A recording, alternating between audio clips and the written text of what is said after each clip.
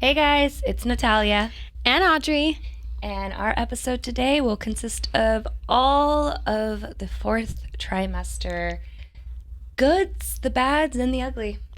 Yeah, you might notice this tone of voice because we're both kind of scared getting into it. You know, it's one of those things that we're like, we're going to have to talk about it. We're going to have to talk about it. Like we knew, like we put planned. it off. And we're like, no, maybe we could do a couple episodes before. And now it's like, okay, no, we said it. We decided we're going to do it. And I think the most important thing for both of us, I speak for both of us, but I know you can chime in, it's being able to share this experience and letting another mommy know that what she's going through is normal. And I wanted to preface that now because when you go into it, it is going to sound negative and there will be things that are not.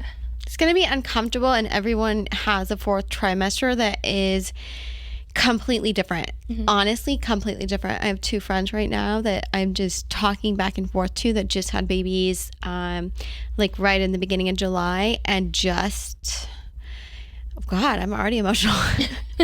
Just knowing the things that they're asking or saying, or the things that I'm asking and they're replying to, are the things that other moms did for me. And hearing their responses, my response now is you will get through it. You will. Mm-hmm. There is light at the end of the tunnel if that's what you're going through, mm-hmm. or any part of your day that's bad. Just know that it's just gonna get a little better. And there's people who have a fourth trimester, and I that's gold. Yeah. That's not even a fourth. You don't recognize that it's a fourth trimester. I mean, so let's get right into it. Yeah. I think that you should start with this one because sure. Yeah, not had a crazy one. Yeah. Just kidding. Okay. Shut. No, I think we'll go into I just had the baby and I'm over the moon. We're at the hospital for 3 days. We leave. We get discharged on a Monday or Sunday, I can't remember. And we get home, and my friend Anna was dog sitting, and she set up this beautiful arrangement of flowers and fruits and balloons, and she just made the house look really pretty and smell really good. And we introduced Adrius by his little cap that he was wearing in the hospital for the 3 days to our dogs, Georgie and Kobe, by allowing them to smell him. And they got along right off the bat. So the best way that I can describe the next few weeks after I get home is I was on autopilot. I was on autopilot of who I was before becoming mom, and the idea of being a mom hadn't kicked in yet. What had kicked in was you have a baby and you need to keep that baby alive, and you need to keep that baby from crying, and you need to keep that baby fed, and you need to try and sleep. And I was literally robotic. It wasn't until, I don't know, maybe like a week or two. I think it was after I had I had a consultation with a doctor. Nope, I'm all over the place. First visit I had with the doctor was 6 weeks. It's usually 6 weeks after your doctor. No. It was a 1 week visit after Edris was born to our pediatrician because they wanted to check his weight. Yes. So in the time before meeting our doctor, there was this pressure in my mind. All I knew was he has to make a certain weight, right? So babies are born, they're 7.1. Adrius was 7.1. But immediately after, he loses weight. Why? Because he's no longer in my belly. He's no longer feeding off of my umbilical cord. He's just on his own, and he's adapting to world, right? They're trying to they're trying to make you breastfeed and get all the colostrum to get a little bit of those nutrients and make him keep gaining weight. Exactly. So I was having a hard time even being emotional. I was just being robotic, like I said. And I knew that I had to breastfeed. But I thought that breastfeeding was going to be natural to me. I never knew that there was complications with breastfeeding. No one had ever told me that. You said this to me, by the way. Yeah, because I just always thought you have a baby, you breastfeed it. Yeah, when you said that, and my biggest fear was not being able to breastfeed. I could not even imagine that. Like, it did not come to my mind at all. Yeah. So, I had a very hard time. I was given a pump, or I purchased a pump because I don't know. I was on Amazon and I looked at other baby registries and I thought, okay, here's all the breast milk storage bags that you'll need. Here's the pumps. Here's this. And I had like everything as if I was going to produce gallons of milk. That's all I knew. I had no other thought in my mind. So I was very just distraught and disappointed when I couldn't even produce an ounce of milk. Like, I couldn't breastfeed from my left breast. I can only breastfeed from my right. My left breast had mastitis many times, like early on. And the worst. Oh my God, I'm saying it wrong. It was my right breast that I could breastfeed from, and it was not my left. No, I said it right. Oh my God, I'm just a mess. Okay. You guys, this is a really hard trimester for Nat, so yeah, I'm assuming that they're seeing this. So yeah. I'm seeing it, and I'm trying to like hold back tears because I just know. Yeah, bear with me. So I was right. It was my left. So my left breast was the only one I was able to breastfeed from, and my right breast didn't give in. So my right breast had mastitis many times. I couldn't understand what was going on. I honestly was just so oblivious to breastfeeding complications. I didn't know what mastitis was. I didn't know what was going on. I was so frustrated with myself, and my fiance would always try and just be like, it's okay, babe, look, you pumped out one ounce, we did it. Like, just being so supportive. And he was saying like, you could do it. But his words to me weren't, you can do it. It was, you're failing. You need to do this. This is what you're meant for. Why aren't you doing it? You're failing. You need to feed your child. We can't use formula. Every time he would talk and try and root for me, I heard different voices. I heard comments that were left on my page about how I needed to keep going and how breast was best. I heard nothing but negativity, and I know that now I can look back and say that it was obviously not him. He was doing his absolute best to support me.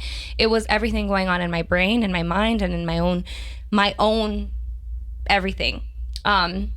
So I obviously, being who I am, I Googled everything you could. I did the Haka pump. I did breast massages. I used all the Frida products to try and bring out the milk and try and guide it out. It would not work. Nothing was happening. I used the pump at every fucking level. The sound of that pump felt like the intro to every scary movie. Like, I remember hearing it, like, it was just daunting, and it scared me, and it stressed me out, and it just gave me like stress. Yeah, just hearing it just made me feel like, fuck, here we go again, a reminder of how you can't fucking do it. So I sought out help. I went to a lactation consultant who was helpful but also very firm. Audrey was there, and she was like, you need to do this. You need to hold yourself upright. Your posture is everything. You need to make sure he comes to you. Like, she grabbed his head and like latched him on, and like, she was doing it because I'm sure I was like the 12th, 15th person she saw that day, but she wanted that to day tell in terms of years. Think about this. Yes, I'm sure she was just like, this is what you have to do. This is how it's gonna work. So she was very firm, and she was just like, this, and I was shocked because first I never had anybody touch Audrey the way she did. She just manhandled him. Yeah. So I was like, what the fuck? Like, whoa. But she taught me a lot of things, like posture is important, using the support not of your own body but of other, like a pillow, and like guiding him. A boppy. Love my boppy. So those things that I didn't know, because again, I didn't think that I needed to learn. Like, you just thought it was literally something that your body should do naturally. There's not an issue. And I was so busy preparing for all the other things that I just left that one out. So moving on a little bit quicker, I was able to breastfeed Edrius from my left breast for a little bit longer. And whenever I couldn't, because he had no issues latching on, it was just that he would still be hungry. He would cry and cry and cry. And so I would try my hardest to continue to pump with the right breast and get out as much milk as I could, but only like what was maybe half an ounce or not even like nothing basically. Nothing basically. And so whenever he wasn't latched on, he would be sleeping or on like a bed, and then I would be pumping and pumping and pumping and trying and collecting ounces of like barely anything, and it just felt terrible. So within I started just giving him bottles, and it was because I needed to give him what I could so that I can keep pumping, because they were saying that the more that you keep pumping, the more chances that it could come out. So in the shower, I'm doing all the massaging, I'm drinking the lactation milks and the lactation shakes and the lactation teas and the everything that you need to do, and it just wouldn't work. And I won't get into more of this now, but I did develop something called breast plant illness, and I do feel that a lot of that had to do with the breast plant illness. And I do have implants. I've had them since I was 18 years old, and I got them done because of an accident that I was in when I was 15 years old. And I had a windshield wiper kind of dash into my right breast, and it stunted the growth of that breast. So I had a little bit of situation where I wasn't developing equally or evenly, and so I decided that I wanted to get my implants when I was 18.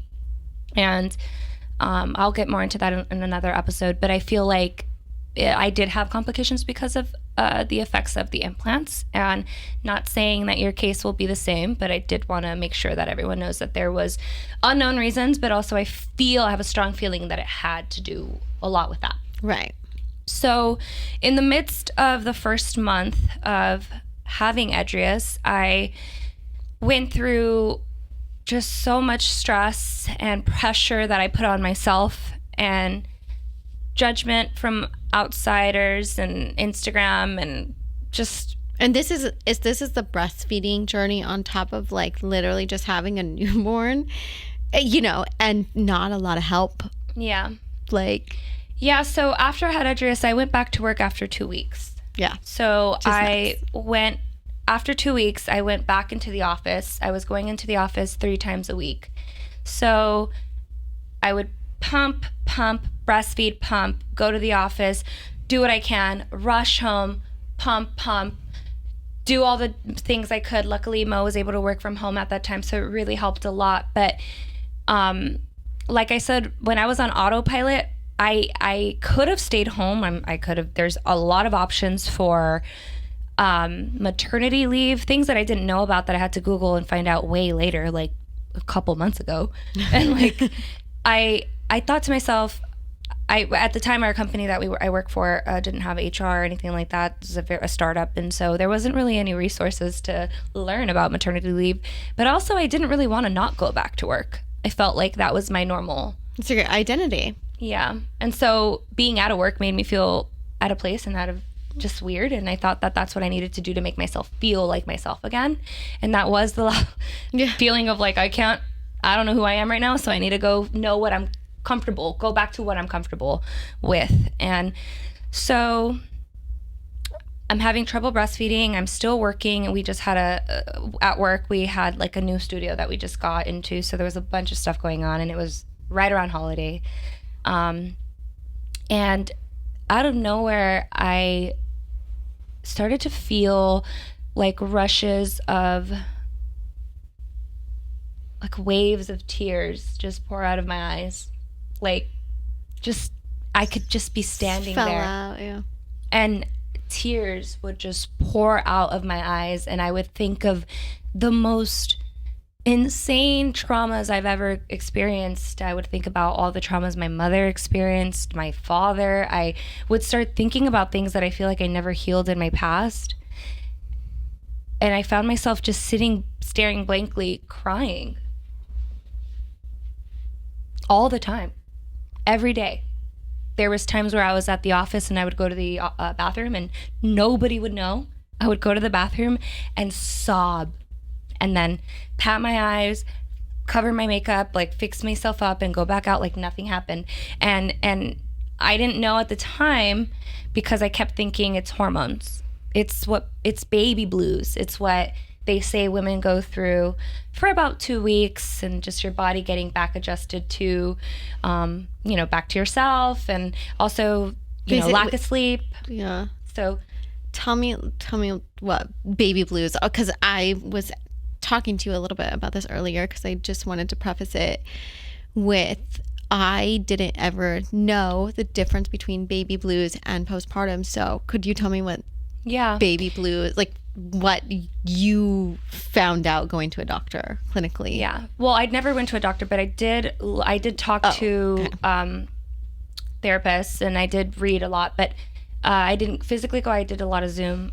It was kind of like one of those things that I was like, I don't want to do it, because then it makes it real. It makes it real. Yeah, no. First of all, that's why half this population of the U.S. doesn't go to, more than half, doesn't go to therapy, but we all need it. Yeah, of course. But yes, baby blues is baby blues different is from postpartum. Let's just get that postpartum out depression, there. baby blues. Yeah. So baby blues is something that they describe, and this isn't, I'm not a doctor, it's just what I've learned.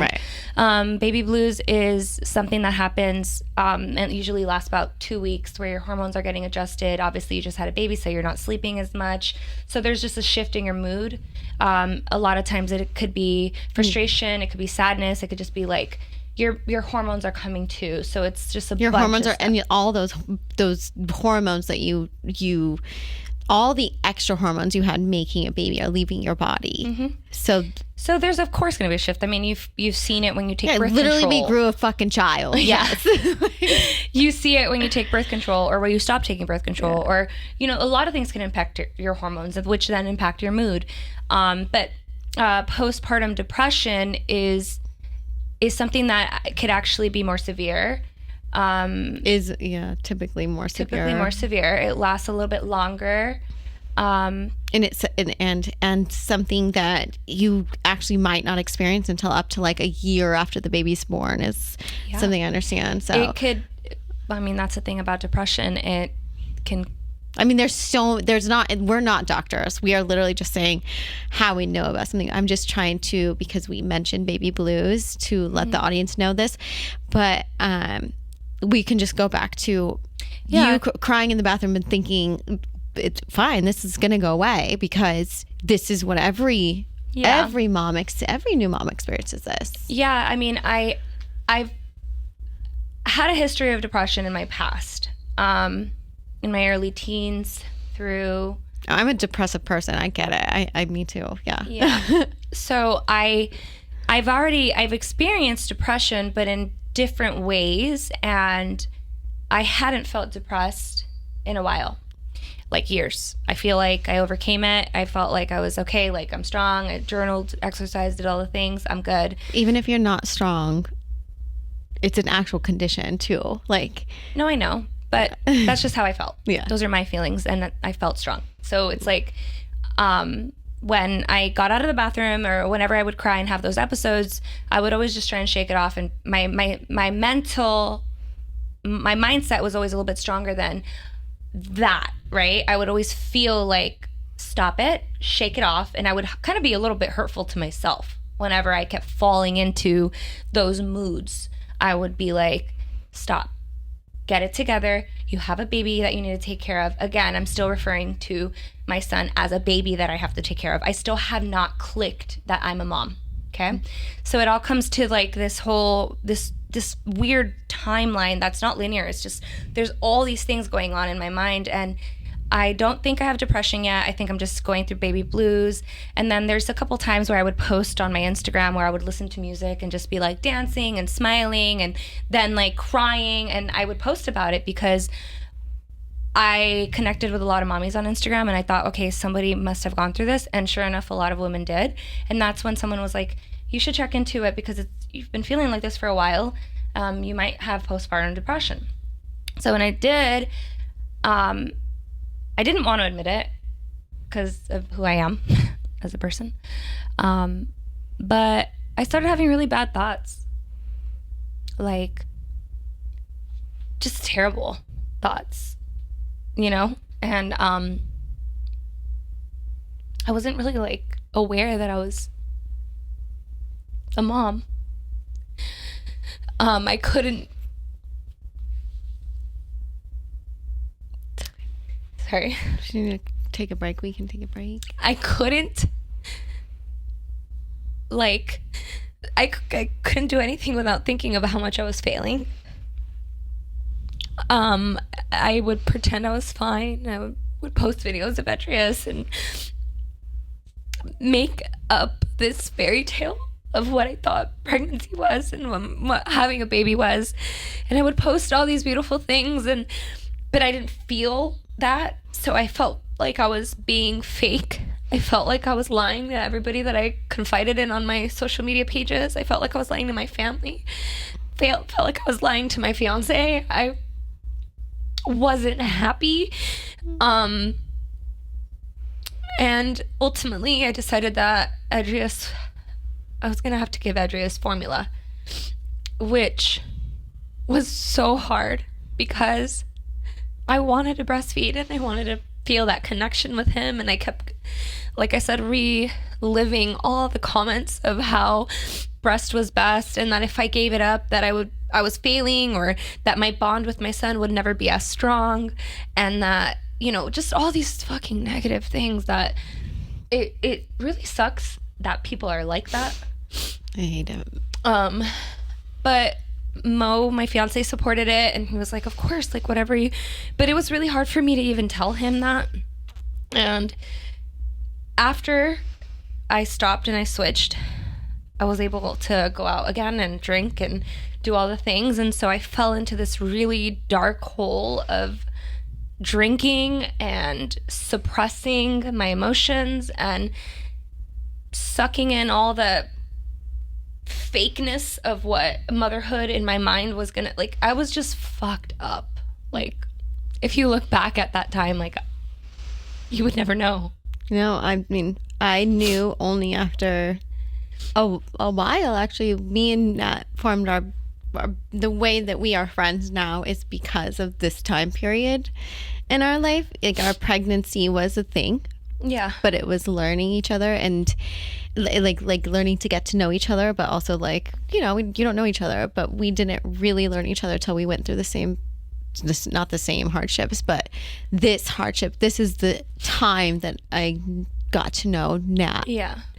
And I didn't know. I didn't know until we talked about it, which was not too far into it, but far enough. Yeah. And I would do the worst thing, the things that you're not supposed to do. Like, go out and drink and then forget. And then I'd come home and Mo, I'm just going to say right now, he's a fucking angel. Okay? Straight up. Because no matter what I went through, no matter what I did, no matter how I came home, no matter what argument I started or how I yelled or whatever I said or the mean names and the things that I did, he always knew that the real me didn't want to be in that place. He was able to see past the depression, the anger, the rage, the postpartum anxiety, postpartum stress, like postpartum rage. It wasn't me. It was a result of all of the traumas I've gone through my entire life, all of what I created in my own mind, all of the history of depression. It was all of this resurfacing, and it was triggered by the fact that I failed at something that I was meant to do, and I beat myself up for it. And something, because you're such a prepared person, the thing you didn't prepare yourself for it. It was so blindsiding. Like, yeah. I can't even tell you when I say that I was so oblivious, or I just didn't even think about it like it's that. Like, not in your vocabulary. No, everyone I know breastfed. My mom, my sister, my cousin, my everybody. And so, as we all know, you are the most, like, you achieve everything you set your mind to. So I can't imagine. I don't want to imagine, to be honest, but I can see the pain. So it definitely messed me up. And I ended up coming to a realization that I was depressed, and I had a lot of other things that were messing with me that were like family issues and just like different stresses. And I decided that I needed to fix it. Yeah. And so I started working out again. I started just doing the things that I needed to do and talking a lot with Mo, who essentially was my therapist. And me. And you. And my friends. And I just did what I've done before to overcome depression, and it helped. Everyone is different. If you ever do feel that you are in a place where there are negative thoughts in your mind, you're not connecting with your baby, or you're not connecting to yourself, or you're having thoughts where you just are not feeling anything at all, definitely seek help. There's a lot of resources online. There are a lot of people you can confide in. There's even free therapy on different platforms that you can sign up for, no cost.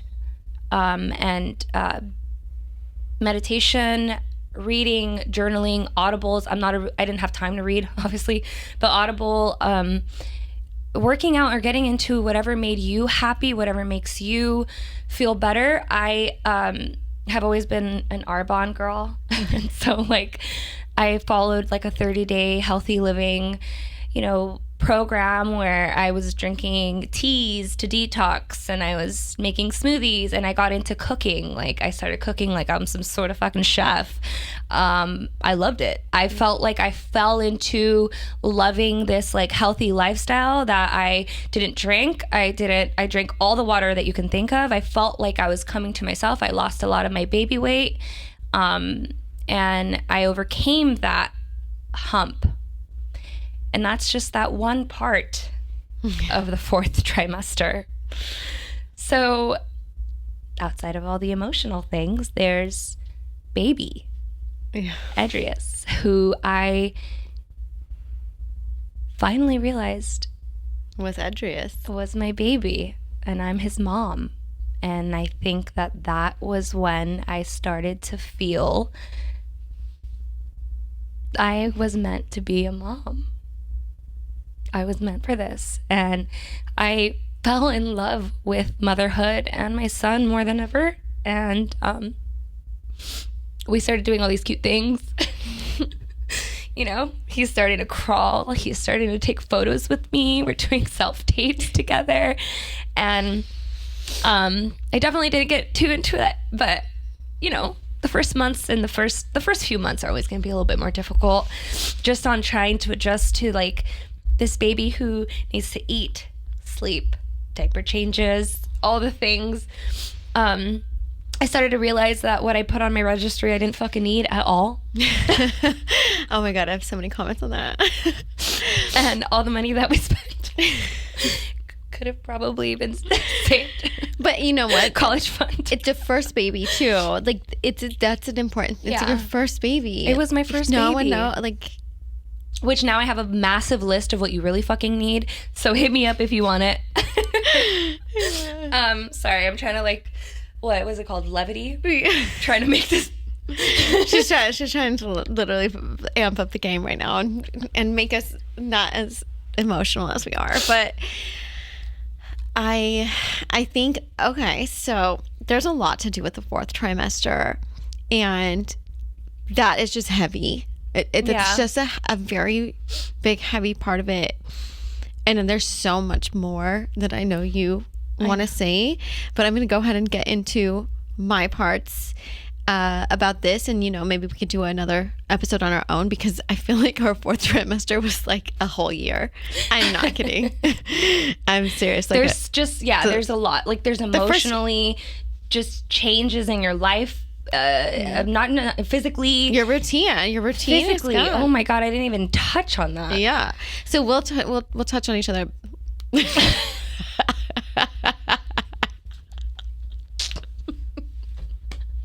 We will touch on this subject, on each other's subject. Yeah. Earlier, I was like, we're gonna have. Okay, we're lightening it up in here, people. Shit. We're gonna have her on us. Yeah. I meant to say we're gonna have her on our podcast. Like our birth stories, this is not rainbows and butterflies, but I will say mine is much lighter than Nat's. I I'm glad she's laughing right now. Please keep laughing. That was heavy, and there's so many. If you exactly what Nat just said, there's so many different signs of postpartum depression, and it is not abnormal. You are not you're not by yourself. You're not alone. Like, it is so normal, but it was so not socially acceptable. And as much as I hate social media, and I don't hate it, but I hate certain aspects of it, that is kind of a really good thing that came out of it for you, because although all those things made you hurt, like all the comments, you also found out what was happening, and it's now being a little more accepted because people are showing their true colors. So I want to add to that, like, a lot of times you've seen, I'll like ignore a comment, or I'll like say something diplomatic back.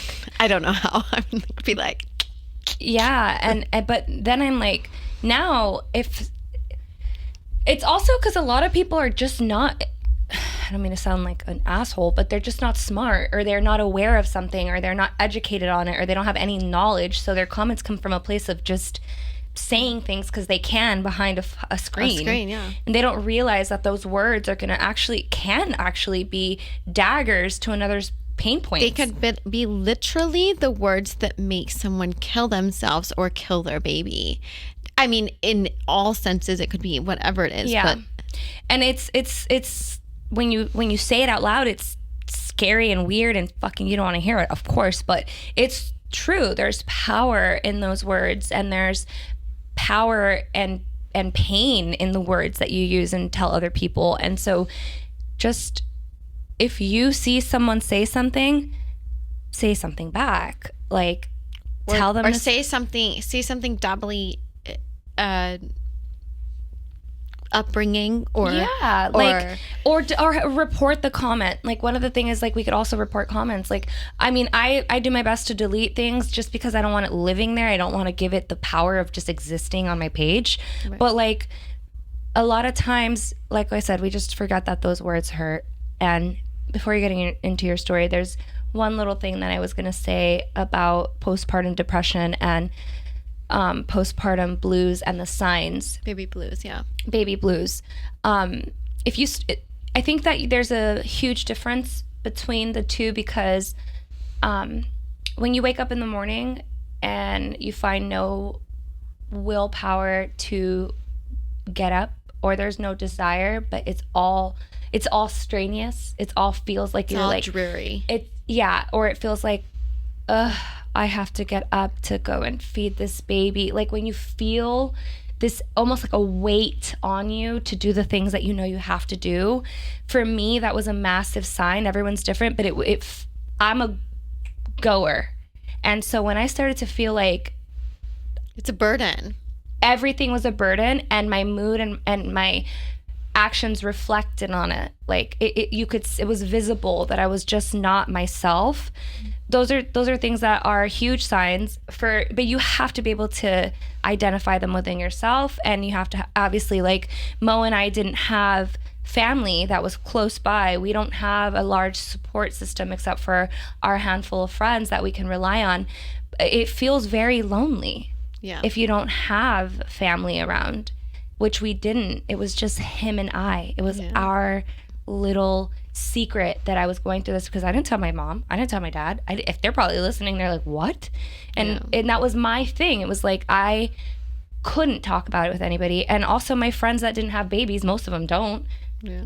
It's like me, we talked about it, but I had a baby. Oh, even then, it's like, let me bring my trauma and my psychoness to you. No, of course not. But after later on, we did talk more about it. But also, you don't want to burden other people. 100%. You know, so you tend to isolate yourself. Yeah. You tend to isolate yourself because you feel what you're feeling is a burden on other people. But if you take a step forward and try to talk to other people, it can be helpful. those are little tidbits, and I can elaborate more on that later. But I just wanted to let, like what you were saying, moms. Just elaborate on it. Yeah, that you're not alone. We tend to isolate ourselves. Friends. And think you're not normal. That it's normal. Yeah. But also friends, like friends of mommies, family of mommies, don't feel like they're too busy. Don't feel like your text won't mean a lot to them. Don't feel like you can't ask somebody to hang out who just had a baby because you think their hands are full. Even getting a text from a friend saying, hey, thinking about you, do you want food? Hey, thinking about you, do you want to go grab coffee? Hey, do you want to go take a walk with the baby in the stroller? I can come help you. Hey, let me come over and just wash the fucking dishes, like that you probably haven't done. Like things like that. Well, and we're probably not ever going to say yes, so. We probably won't. But just that like knowing that you're not alone goes so far. And that you're not invisible. You're not invisible. Just because you had a baby and everyone else is still thriving on brunch on Sunday out in freaking top-notch location, like, you're just sitting there watching on your stories breastfeeding a baby. You're not alone. Yeah. And they're going to be at a baby. They're going to be at the baby stage, and you're going to need to be that person, that friend. Yeah. So don't ever feel like you're alone. And if you do feel alone, you can DM me. I'll be there. Or me, but only we will be there. Only nice things on mine. If you come to Nat, I will murder you. But, okay, so thanks for letting me finish that little part. Yes. That being said, my fourth trimester was different. There was a lot of things to it, but mine. First of all, we'll just start in the hospital. My hospital room was Cedars-Sinai, and I've told you guys, notoriously told you this in 2 episodes, that I hated my recovery room. My recovery room went from my birthing room was beautiful and all this, landscape that you could see out the windows. And then they immediately take you down with this newborn baby, this little alien thing, and DJ, my fiance. I thought you were talking about child, DJ. Yeah. By the way, I'm just kidding, DJ. Love you. Love you, mean it. They transferred us down, and the craziest part about this is, I'm not like one that does not like hospitals. I don't have like a fear of them. I wasn't like, it wasn't one of those things where, you walk in a hospital and you would think of your grandmother dying or something. DJ had double jaw surgery a few years ago at this point, and he was in the same, I don't know if it was the same room, but it was the same layout. So one of the corner rooms in the same ward as where I was transferred to after. Oof. I couldn't take his jaw surgery recovery because it was so dark, and he couldn't talk, he couldn't move anything. And that's terrible recovery. I don't know why I'm telling you this is a terrible recovery for him, because it was literally me with my torn vagina. So in the same room, but it was so depressing to me for that recovery. Then if you could imagine how it felt to have a baby that you're just put in a room with, and they tell you to sleep, sleep, sleep, sleep, sleep. And all the nurses tell you you need to get your sleep. And then they literally come in your room every 2 seconds. Yeah. And you're like, okay, yeah, I did not sleep for like 3 days. I'm notorious for not sleeping as well. That's, my other like insomnia. I have terrible insomnia. I have terrible anxiety, and so that was that room was really hard. So Ella ended up being jaundiced. Everything was fine, especially after her really traumatic birth. But she didn't cry for like a full day, which is from the recovery of, I think, from sucking all the meconium, which I did not preface this to you guys last time, but meconium means shit. It means poop, like the baby's first poop. I kept saying it last episode, and I was like, I don't think I said what it was, but that is what she had inhaled into her lungs. So she was jaundiced, not from this, but we had to stay an extra day in this dungeon. Recovery room. Dungeon. The dungeon. Oh, shit. This is the dungeon. And I was just like kind of losing my mind at that point. My mom came, but in COVID, you could only have one person in your recovery. So I felt like she'd be a better support to me at this point than DJ. And so DJ came, my mom came, they switched out. And in this fourth trimester, in this afterbirth period, there's so much expected of you that you don't know. There's so much that they tell you to pack for the hospital, which I also just don't actually adhere to any, like, you're such a prepared person. You do all of these things. I was like, ooh, I don't even know. So I packed all these things. I didn't use any of them, or like, at least 3/4 of them. And in this transitional space where you just gave birth to a baby, but you have zero idea what to do with it, and the nurses come in and they kind of teach you some things and then not. But me being me, knowing that I had all of these nieces and nephews, I thought, again, I could get it. But that part in that dungeon was like I think of it like it was so terrible to me. It was so terrible. Like the first time that I meet my baby, the first time that I heard her cry, the first time that like you, I don't know, the first time that you pee, the first time that you like are supposed to walk again after you birthed a baby, like it just was that part was so hard. And then all of a sudden it flies by, even though you haven't slept. And then you're told to go home and know how to take care of a baby, like, and you have no relationship with this little alien that came out of you, right? Like you're like, hey, we're meeting each other. Like, what's up? Peace. Like, like it is wild to me. So that part of this 4th trimester that sticks out the most to you. That sticks out so much, but what really stuck out was those baby blues. I was just like, I'm not going to get it. The breastfeeding thing came so easy to me. My nipples were so raw and hurt so bad. Shout out to one of my friends that just gave birth. She just, when I asked her how she was like, my nipples hurt so bad. They're torn so bad. I was like, you'll get through it. Like, but like, I'm now the mom that we're pumping me on. So I do that remember for that moms. too. And there's like these like circle silver things that I remember opening and being like, the fuck do I do with this? I was like all about that all natural cream. Yeah, I used all those. Also, caveat, like I'm still breastfeeding. Yes, Audrey is still breastfeeding. Still breastfeeding. I don't even know where this milk, I don't even feel it drop anymore. Like just the things you go through though in that 4th, the right after birth, the milk dropping, all the things you forget about that no one tells you about is what I really wanted to touch base on. Like the lochia, right? The lochia, which is basically you bleed after birth forever. It felt like forever. Mine lasted 6 weeks until my first period came, and my period came even though I'm still breastfeeding. Guys, they tell you typically your period does not come until after you stop breastfeeding. Not this bitch, mine came. But the lochia is something that they also don't tell you about. It might not be for C-section babies, I'm not sure, but there's so many things.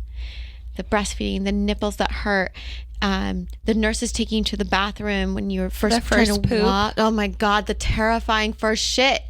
That's so terrifying. Yeah, I mean, I feel like that there's a lot of fear around it too. That like, well, from what I read, like, just wait, that's gonna be weird. It's gonna feel awkward. It's gonna be scary. You're gonna be hurting. So there's a lot of fear already. So one of the things I remember is like thinking, because I don't even remember having to use the restroom. By the way, I don't like poop talk. For some reason, I remember it. So I don't like poop talk. I don't like fart talk. I don't like any of that type of talk. I don't typically love it, but after having a baby, I literally could give a fuck.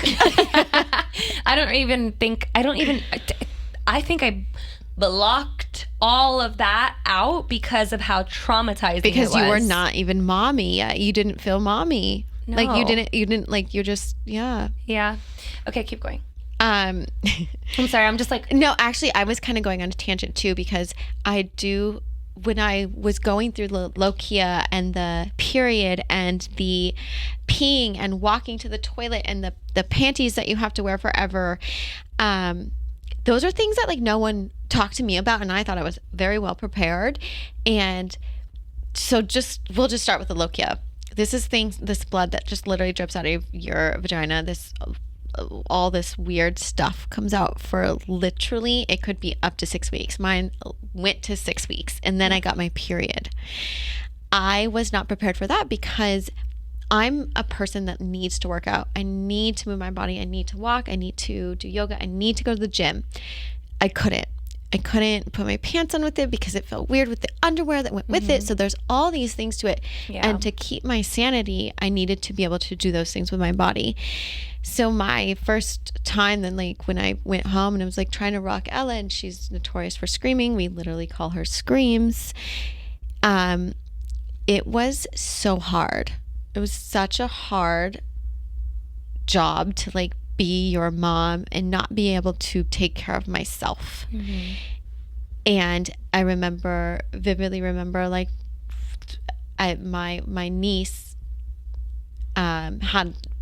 who was like my child forever, who I loved dearly. Something happened to her. Her mom died actually, and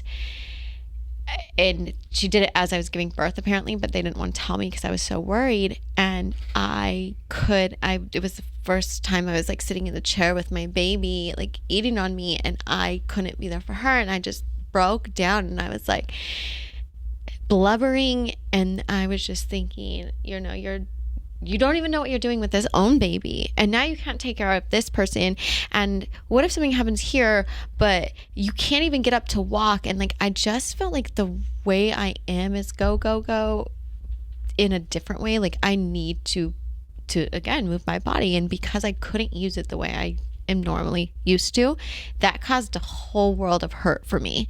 Like in so many different ways. Like sorry. So I think that my baby blues was like a big thing for me in those first 2 weeks, and I was like I wasn't scared of getting postpartum depression. But you had like a lot of outside reasons, like the death of your aunt. Yeah, right? Well, her mom, you had a death in the family, and then you also had not being able to do all that, and then not being able to move, and then raising a new baby, and then just I thought my baby blues were gonna turn into postpartum depression. That was my worst fear. I thought like my baby blues are actually, I'm gonna actually be postpartum depression. Like this is something that I feared the most. But the routine got to me. We became a unit. Like I started, trying to get her on like a sleeping routine, which never worked until 10 months. Changing diapers, sleeping, she never slept. So then therefore you're just really tired. So my 4th trimester just felt like, because I was so out of routine, it was just really harmful to myself, really. Like it's so true when they say that you just kind of lose yourself in parenthood sometimes, and sometimes you gain it back, because at this point now Ella is going on 21 months. Ella and Audrey are going on 21 months, and I'm just now starting to find myself again. Even though like life is so overwhelming at this point, but at those moments I think it's so important for all the new moms that are just giving birth, all those things that no one told you. Like I remember looking up so many things and being like, why was this never said? And then someone else would be on like Reddit or something and be like, why did no one tell you this? Yeah. And I just think it's important that there's so many things that like the what you pack in your bag, your hotel, I mean, when you pack in your bag, I remember packing so much shit, and then I didn't even need. I know, like, you were actually texting me, and I was like, I didn't do any of that. I made like a whole video of like what's in my mommy bag. I was like, yeah, and then of course,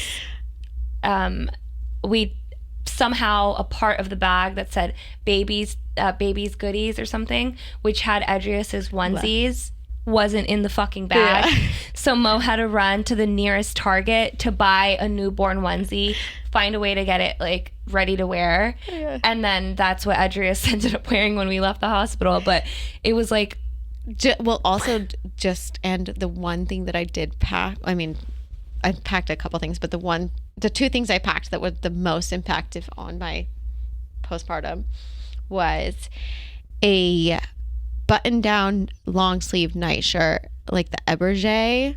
Love you, Eberge. That was amazing. And the Frida the frozen, the cold. Yeah, the padsicles. Oh my God, the padsicles are fucking lifesavers. I can imagine. No, I think I packed these diapers. I packed these diapers that were for women, postpartum diapers. Okay, I actually didn't have a problem with them. I thought they were cute. I thought they were cozy. And yeah, I would wear them all the time. That was great. Yeah, those are so like cute. Mesh. Yeah, I was like, yes. And then I was wearing sweatpants for like I don't know how long.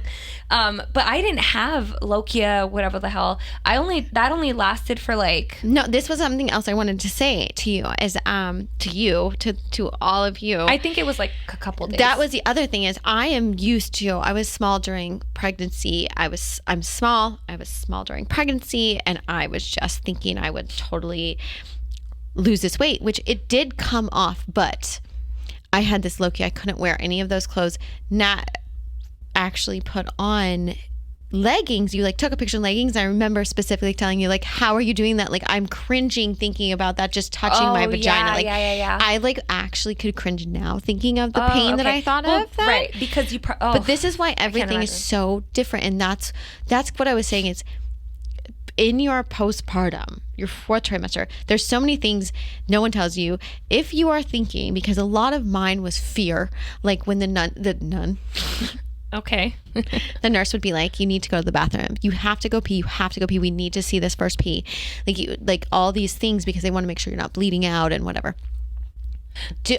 You can Google it, and I'm not the biggest fan of Googling things, but you can ask someone, you could talk to someone, because my biggest thing was like, is something wrong? Like, am I dying? This lochia that's lasting forever. Blah, blah. I had you and my sister to go off of, and you were not like her, but she was like me, and there's so much more to this 4th. Like it's going to have to expand, of course, yeah. Especially because my postpartum developed later, and my breastfeeding journey had a part to do with that. And it's still not done yet. And it's still not done because I'm scared that it will come back, So you didn't have the same symptoms I had, but my sister had some of the same symptoms I had. But then you only see your OB one time 6 weeks after, and like, first of all, you're tired, you're parenting, you have the new alien in your life, and you don't have time to ask them all these questions. So of course, if you're fearing something, because that was my biggest thing, I think I thought everything was abnormal. Everything scared me. It is not abnormal to feel that scared. Yeah. And write down your questions, and when you do get a chance to see your doctor, definitely have them written down, because I agree with you, and I went through the same thing, but it was not for my appointment. It was for Adrius's first appointment, when they told me that he wasn't making his weight and that he actually lost too much weight. Yeah. That pressure sucked, but I also left the house without the baby bag. Yeah. We were rushing. Our doctor's appointment was in Santa Monica. We lived in Larchmont, and we were rushing. I remember leaving in like a baggy t-shirt, sweatpants, all... what is the word? Was all frazzled. And I forgot the baby bag. And so when I got there, I was like, oh my God. And they're like, put a new, clean, fresh diaper. And you're like, how do you change that? Luckily they did give me diapers. And I practiced changing diapers before. YouTube tutorials. Yes, I watch them. And yes, I practice with a doll. I actually changed dirty diapers of my nieces and nephews. Yeah, I didn't have that. But yeah, so there's a lot of different things that we can touch base with, and I think that moving forward we can do a topic per podcast and go into it deeper, because there's just your emotional state, there's your physical state, there's your well-being, there's the adjusting to all the mommy responsibilities, the sleeping schedules, the diaper changes, the colors of the poop you have to be aware of. The comparison between the baby mommy. Belly. Oh my gosh, yeah. The belly button. I thought like... the line, linea negra. Negra, like that didn't go away for a long time. There's the pressures from society of snapping back. There's like, oh, you're snapping back. Like, no, honey, I'm wearing a faja underneath this and I'm not snapping back. But because of the societal pressure to have to snap back, I'm sucking it all in for you, because now I'm feeling insecure about myself. By the way, I'm uncomfortable as shit. Yeah. Like I can't sit right. I remember also, adjusting to the belly, like. Do you mean that's the skin? The excess skin, yeah. Yeah. Like. I know. And then I've never had that in my life. We got to 2 years, and now I'm thinking about doing it again. So Yeah, she says she's having another bebe. not yet, guys. Not yet. Yeah, but eventually. Yeah, after this wedding. Oh my Lord. Okay, this was like a really sensitive topic. I and know, I feel we're like trying it was to make it all funny. over the place, and we're very sorry for kind of like taking you through our really crazy minds right now. But you know what? That is, again, why we are Talk Baby to Me. We're going to talk baby to you. It might not be linear. It might not be structured. It might be all over the place. But you'll get tidbits might of be information. frazzled. Yeah, I might cry again. And we will dive deeper into the fourth trimester and different topics and different And breastfeeding all the way. We have to get we into do have that. more breastfeeding topics, And there's the lactation which is a consultant huge coming thing. soon. Yeah, it's a huge topic. So yes. Yeah. And with that being said, I think it's time to wrap it up. We're wrapping it up. So thanks for listening. Thank you.